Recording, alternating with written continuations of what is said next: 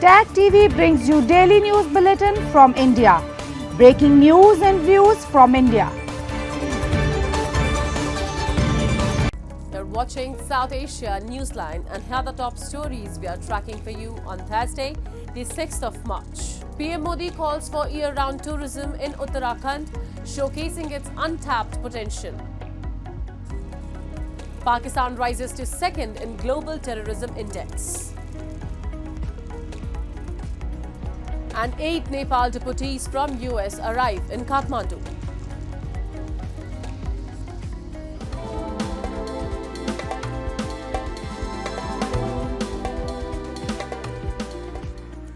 And now for all the details. Winter tourism was at the forefront as Prime Minister Narendra Modi visited Uttarakhand, highlighting the state's immense potential for year-round travel. Speaking at a public gathering, he outlined plans to extend tourism beyond peak seasons, develop border villages, and enhance pilgrimage accessibility with major infrastructure projects. A report. Indian Prime Minister Narendra Modi, during his visit to Uttarakhand on Thursday, reiterated his vision of transforming the state into a year-round tourist destination.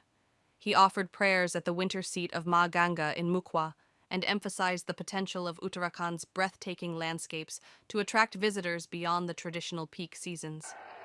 Addressing a gathering, Prime Minister Modi urged the people of Uttarakhand to embrace the concept of Barakmasi tourism, where every season remains active for travelers. He highlighted that the state's unparalleled natural beauty, from snow-covered peaks to its deep spiritual significance, should be showcased throughout the year to ensure economic stability for local businesses. अपने tourism sector को diversify करना, 12 मासी बनाना, 365 दिन,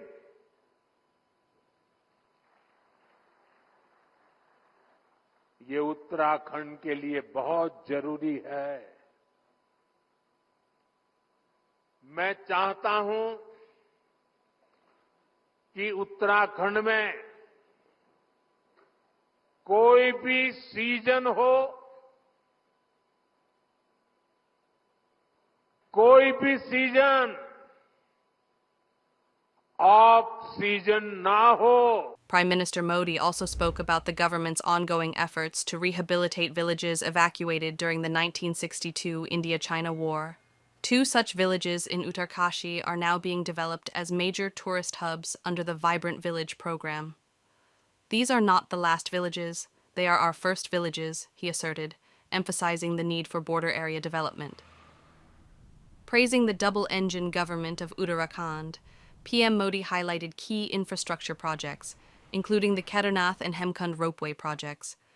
These projects, he stated, will drastically reduce travel time and make pilgrimage journeys significantly easier. He also lauded Chief Minister Pushkar Singh Dhami's leadership and initiatives, particularly the winter tourism program, which has already attracted thousands of devotees to the winter seats of Gangotri, Yamunotri, Kedarnath, and Badrinath.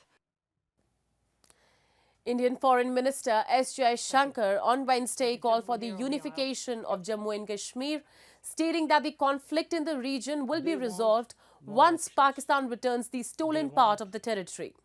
Speaking at a session at Chatham House in London, Jaishankar responded to a query by a Pakistani author on Kashmir and said that the Indian government has made significant strides in restoring stability, economic growth and democratic participation in Jammu and Kashmir. He underscored that the decision to abrogate Article 370, which granted special status to Jammu and Kashmir, was a crucial step towards fully integrating the region into India's constitutional framework and ensuring that the people of Kashmir benefit from the same rights and opportunities as citizens across India.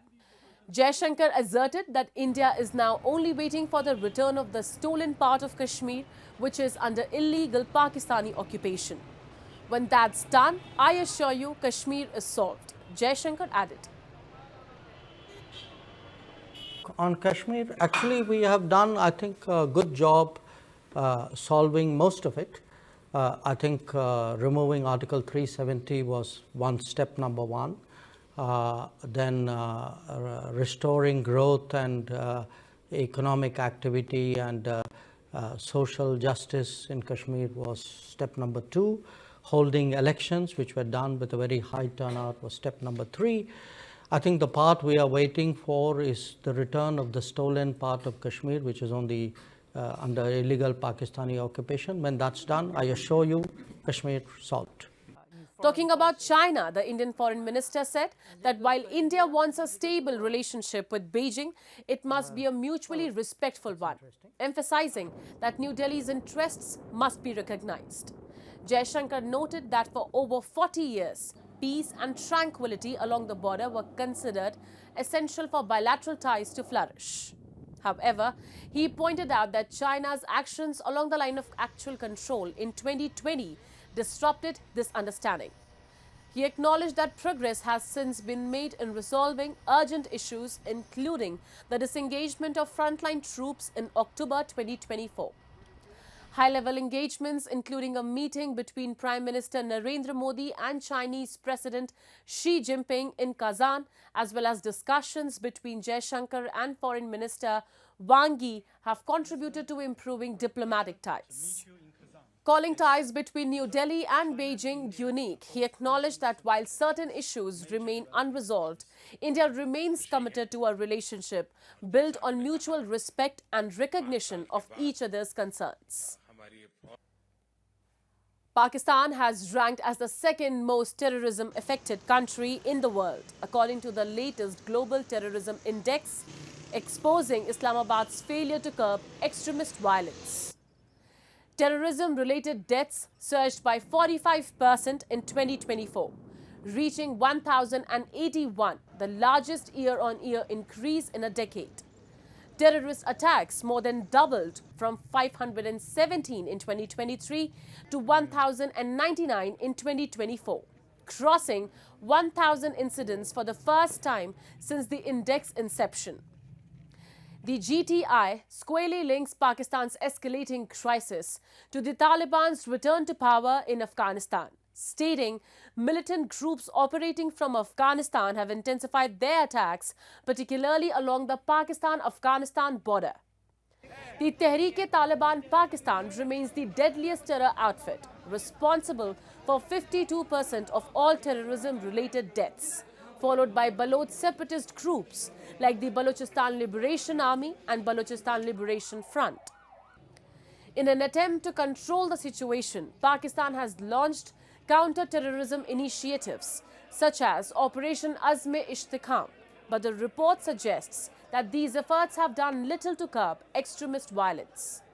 With terrorism reaching unprecedented levels, Pakistan faces the consequences of its decades-long policy of nurturing and harboring terror outfits, policies that have now come back to haunt it.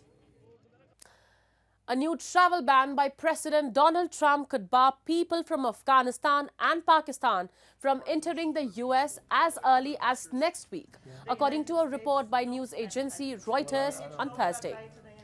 Trump issued an executive order on January 20th, requiring intensified security vetting for all foreigners seeking admission to the US to identify potential national security threats. The order directed several cabinet members to submit a list by March 12th of countries whose travel should be partially or fully suspended due to deficient vetting and screening information. According to the report, citing sources, Afghanistan is expected to be included in the recommended list for a complete travel ban, while Pakistan is also likely to be added.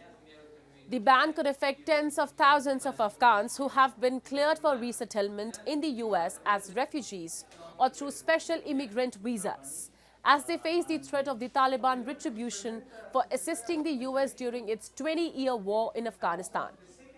The move echoes Trump's first-term travel bans on travelers from 7 Muslim-majority nations, a policy that went through several legal battles before being upheld by the Supreme Court in 2018.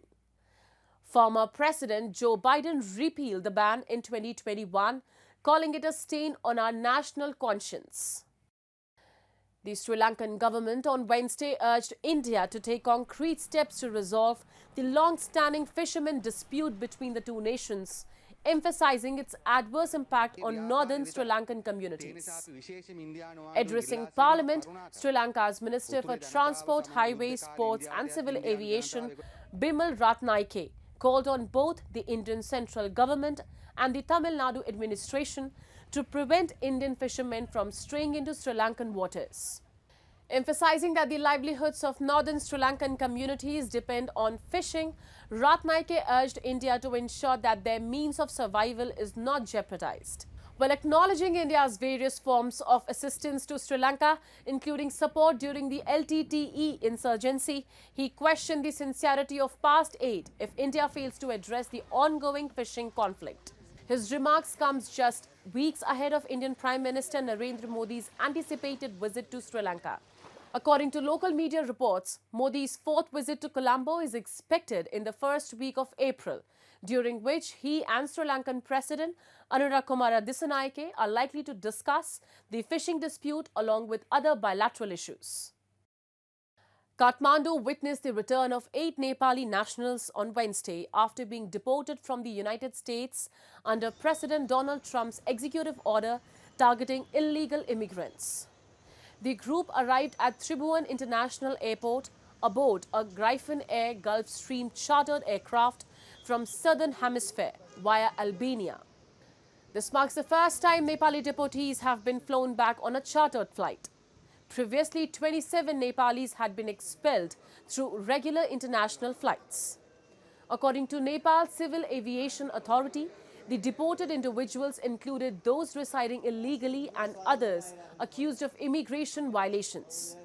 Following their arrival, Nepal Police's Human Trafficking Investigation Bureau interrogated the deportees regarding their journey. Superintendent of Police Narendra Kuwar confirmed that some had travelled to the US via Brazil, violating immigration laws. However, the deportees declined to file complaints against traffickers who facilitated their illegal entry. Since Trump's executive order, the US has intensified deportations of undocumented Nepalis, with arrivals recorded since January 22, 2025. Authorities estimate that over 3,500 Nepalis face deportation orders, while 1,300 are at immediate risk. The crackdown aligns with broader US immigration policies targeting undocumented populations. More than 500 Buddhist monks from 12 different countries, including Nepal, Thailand, Myanmar and Sri Lanka, have gathered at the birthplace of Lord Buddha in Nepal's Lumbini for the international Tripitaka chanting ceremony that began on Wednesday. The 4-day event, organized by All Nepal Bhikkhu Federation, is dedicated to highlighting the region's spiritual significance and spreading the universal message of peace. Before the chanting commenced, a procession was also organized. It saw musical performances and featured a beautifully adorned Buddha statue and a Tripitaka making its way to the main venue. Tripitaka is a collection of knowledge and religion which Buddha preached continuously for 45 years. It is considered the main religious scripture of Buddhism.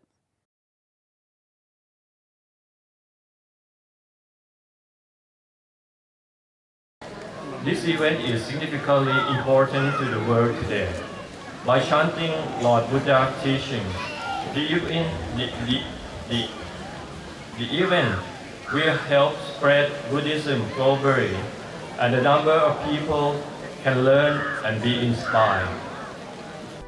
That's all in tonight's edition. We will see you same time tomorrow. Good night.